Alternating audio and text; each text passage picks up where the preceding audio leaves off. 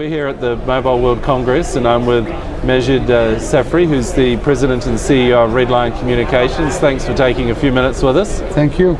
But I'd love to know a little bit about your background before we get into Redline. My background is from all over the place. I joke about it consistently about being what we would call confused, because I was born in Beirut. I grew up in Kuwait. I'm originally of Palestinian origin. I've lived in Canada for the last 20 years. I did all my university studies in the US, so I've been around quite a bit. Okay, and in terms of your business evolution through those countries, I guess a big chunk of it then is the last 20 years in Canada. That's correct. I've been fortunate to be heavily involved in the telecom space for a while. I was able to participate in starting several companies, mostly in the technology and telecom space, and have been fortunate enough to have changed segments within the sector. Redline being the most recent, and I've been doing this now for almost 8 years. It's been a very interesting ride. What did you do directly before Redline? I ran several other startups that I had invested in as well. Two notable ones would be one in the engineering services for the carriers, for the telecom carriers, mostly in Canada with some international presence, as well as having founded a software company in Washington with some friends of mine that did natural language processing type software, so machine translation capabilities for multiple languages, etc. Now, I understand you came into Redline as an angel investor. What was the attraction to put money into this particular startup? From the beginning, it was a very, very interesting startup because of the unique ability of some of our engineers, the early engineers, the founder, who's an interesting character himself, their ability to come up with a unique way to use some existing underlying technologies, if you will, something called OFDM, orthogonal frequency division multiplexing, and their ability to take this technology and use it for outdoor wireless communication, allowing you to go distances that historically were not achievable at the level for the combination of distance, pipe, and the ability to have non-line of sight connections together in a way using this underlying technology that was fairly unique.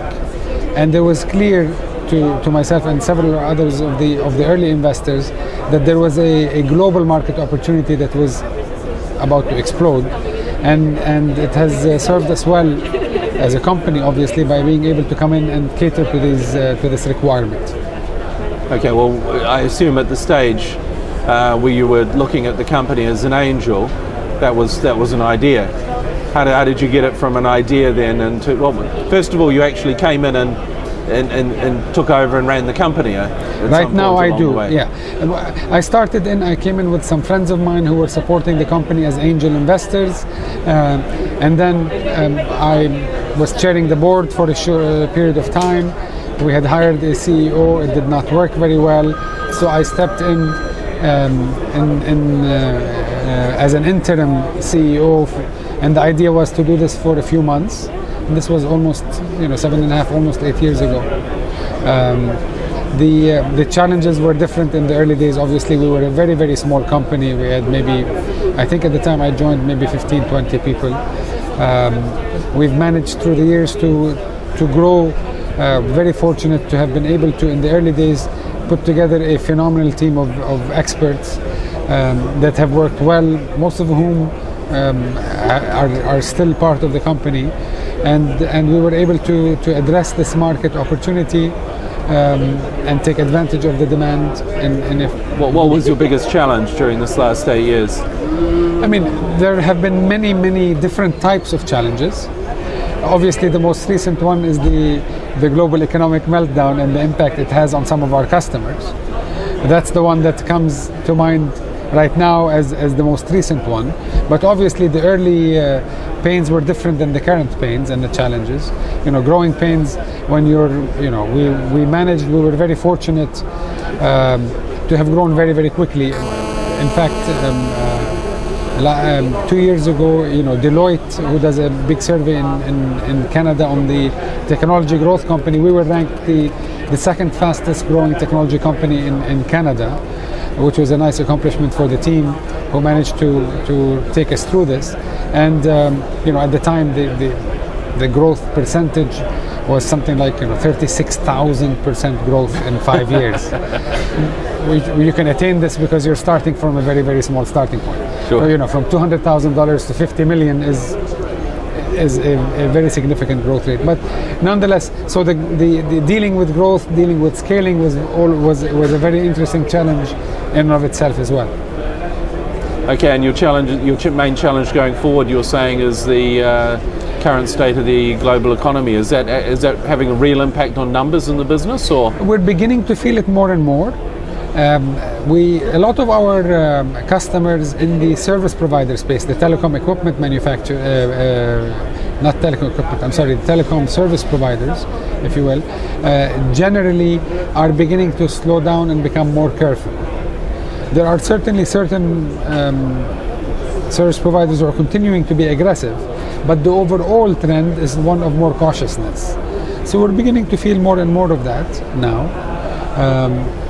We are fortunate in that our equipment and the technology and the networks we help build are able to have a very quick return on investment for the operator.